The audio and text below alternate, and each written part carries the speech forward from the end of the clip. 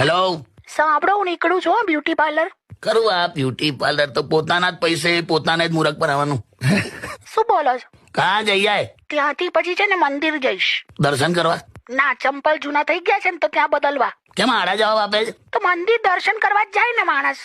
એક તો ગરમી છે ને આવા સવાલો કરો છો. તે કીધું બ્યુટી પાર્લર જઈને મંદિર જઈશ, એટલે મેં પૂછ્યું એમ કે દર્શન કરવા જાય છે કે દર્શન આપવા. તમે જવા દો ને, એક તો ગરમી લાગે છે. સારું ભાઈ, જમી લીધું? કેમ તમારે વાસણ ઉટકવા છે? પેલા કેમ આડા જવાબ આપે છે? ગરમી લાગે છે, આવા સવાલ કરો છો. ભૂલે આણે તો ગરમી ગરમી કરી. અંબાલાલે કહ્યું છે હવે ફરી વાવાઝોડું આવશે હમણાં આજકાલમાં. એટલે હવે પાછો વરસાદનો માહોલ, પાછો ગરમીનો માહોલ. હવે છે ને આ બંને હું ધ્યાનમાં રાખી હા, સીધા કેરીના જ ભજીયા ઉતારીશ. હોતું હશે કાચી કેરીના ભજીયા. એ વે હા, ચાલ હવે મોક ડ્રીલ ચાલુ થઈ ગયું. ચૂપ રે. હા, એટલે 2-3 કલાક મોક ડ્રીલ ચાલશે. હા તો જઈ આય. હા, આવજો. હા, શું હતું આ? હું શું આ મોક ડ્રીલ નું કીધું, પછી હું એવું કેમ આવું કર્યું કાકીએ? મેં તારી કાકીને એવું સમજાવી દીધું છે કે મોક ડ્રીલ એટલે મોડું બંધ રાખવાનું એમ. એને ઇંગ્લિશ ભાવતું નહીં ને.